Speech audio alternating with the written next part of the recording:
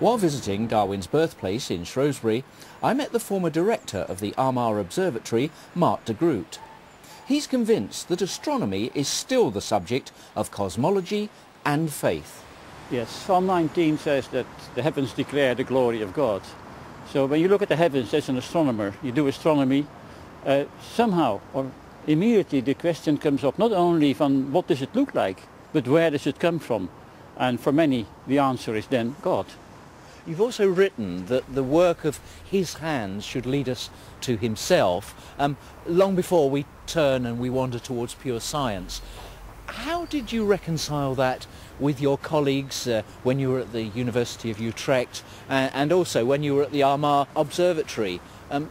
Could they in any way consider that you were a singular and a very focused scientist, if that was your situation?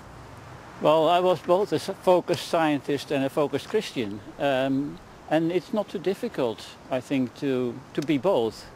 Because when you do science, you can be devoted to the scientific inquiry because it's not only because you do it because you like it or because you must in order to get your pay, but also because you see the link towards the dimension of God. And therefore it has a double meaning. It has an astronomical and a faith meaning. So could you be accused of serving two masters, the scientist and God? No, there was never a question, and I never asked them why there was no question, but I perceived that they found that I was dedicated as much to the one as to the other, and my dedication to astronomy helped my colleagues to do their work too. But is there a conflict between his biblical background and his work, which requires him to understand the Big Bang Theory, said to be 13.8 billion years ago? Well, no, there wasn't really. Astronomers are specialists nowadays. They work in a very small field of the universe. My specialty was in hot stars, how they are formed, how they behave and so forth. I was never an expert in cosmology, although of course I knew the basics. And it took me a long time during my career before I had, with my faith, sorted out how to approach the whole matter of origins, cosmology. And it was only after that I had some peace with that subject myself that I was able to talk about it to others and so forth. Biology, chemistry, physics, all very, very, as you say, clearly defined concepts. But you think that that all relies on intelligent design? The Creator created a very small number of elementary particles, less than 30, and everything from DNA to stars to galaxies to the grass that grows here is made out of it. That is fantastic. That is intelligent design. So Mark described who was the intelligent designer, but there are no facts in the Bible about how the world came into being. When you talk about the origin of matter, that is at the basis of everything there is, then science does not give a very good answer about the how either. Matter was either always there, or matter came forth out of a field, some kind of forces, and it becomes very vague the farther back to the origin you go. And so in both situations you end up in the land of faith.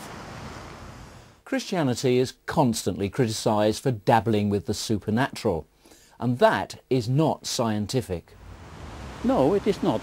But that is because, you see, the paradigm of science, the worldview of science on which all scientific activity is based, yeah, says that all there is, all there ever was and all there ever will be is matter, time and motion.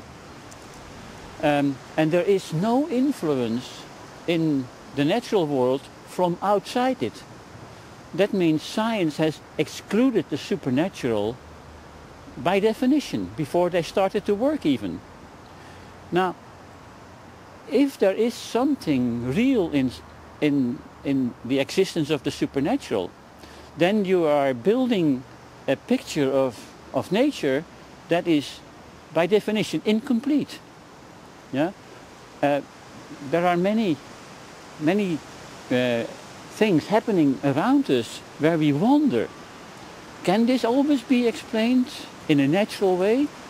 And I think the answer is no.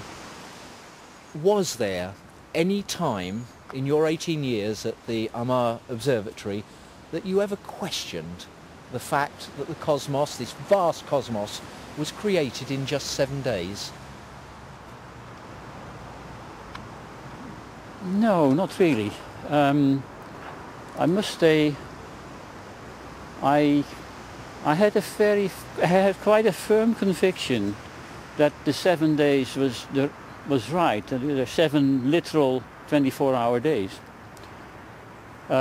It took me many years before I had reconciled that idea with the picture of science. But you see, in my opinion, the Bible does not say that the whole universe was made in 7 days. The very first verse of the Bible talks about God, in the beginning, God created the heavens and the earth. For me, in the beginning is a period before that week of 7 days where creation happened. How long that period is, the Bible doesn't say. Science suggests to me that it would be 13.8 billion years or thereabouts. There is time before day one, when the light came, when all kinds of things have happened. That's how I mean, after a bit of a headache and many years, I was able to put it together.